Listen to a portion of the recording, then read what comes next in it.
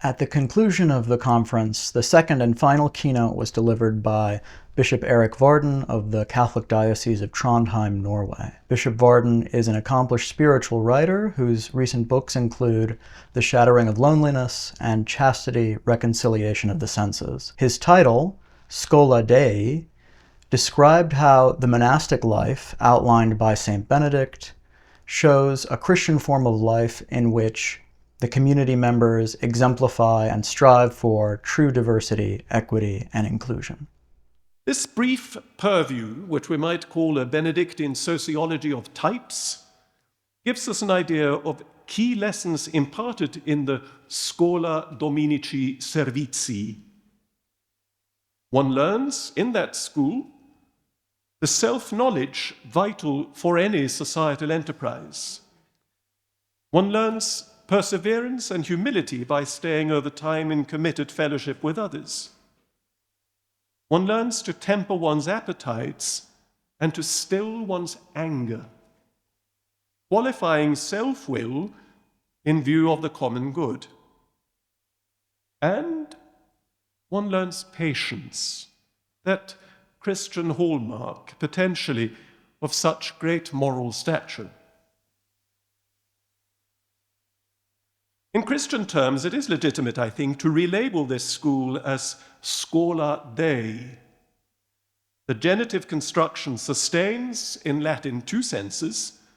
It can refer to the object of learning, in this instance, a common life according to God's call revealed in Christ, and it can refer to the teaching subject, ultimately God himself working through human instruments and circumstances.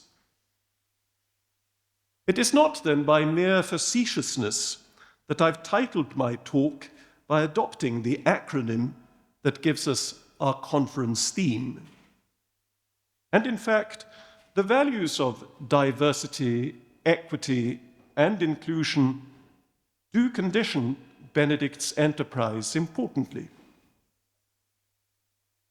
For a millennium and a half, his rule has proved a paradigm for contented human coexistence.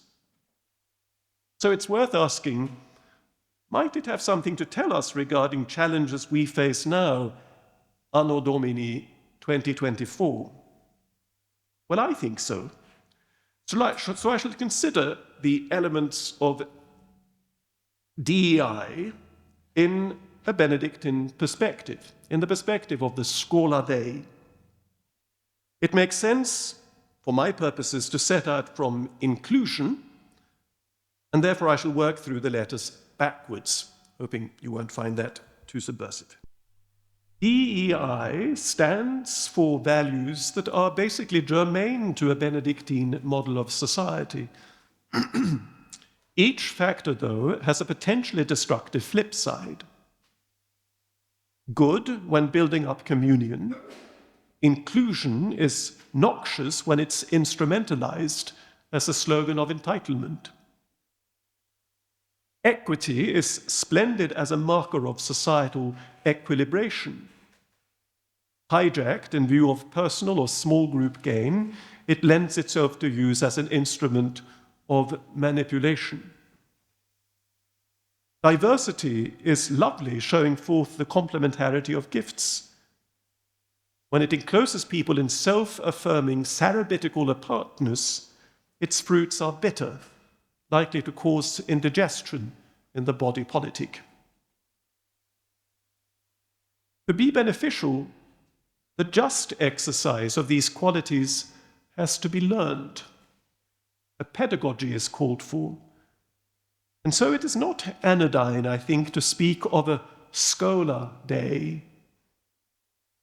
We need purposeful formation to become equitable, inclusive, and diverse in truth, even as we must be taught how to be and help others be truly free. The vacuity of much discourse on this theme results from the absence of a viable meta-narrative, the absence of an overarching anthropological vision. To make sense, the terms of DEI must be defined. Inclusion into what exactly? Equity by what just standard? Diversity according to what norm? These are questions our pragmatic times are ill-equipped to handle and from which public figures tend to shirk. For to pass from the register of how to the register of why presupposes some degree of commitment to a worldview, and even to envisage such a thing, a worldview, is considered by many to be manifestly anti-DEI. This is the irony, and in some ways the tragedy we must address. The task is for all, but for Christians especially, held as they are to a vision of a new heaven and a new earth, which prospect is not reserved for the eschaton. The church is to be here and now. You will recognize a phrase from the Constitution Lumen Gentium. The church is to be here and now, a lasting, sure seed of unity, hope, and salvation for the whole human race. That's not an optional extra, it's an instruction. That's our task. The church is to be a lasting, sure seed of unity, hope, and salvation for the whole human race. The really crucial term here seems to me to be hope. For ours are pretty hopeless times on the whole.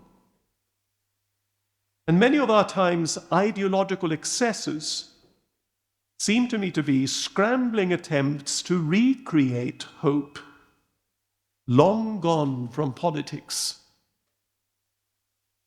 We miss hope, be it subliminally.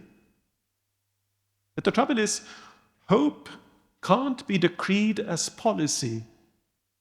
Hope must be born. The Beyond the Impasse conference was a success, and we are now in the process of developing the next series of seminars and working groups that are going to connect our work with leaders in the worlds of business and education. If you're interested in learning more or would like to support our work, please follow the links in the video or in the description below. Thank you very much for your attention and for your help.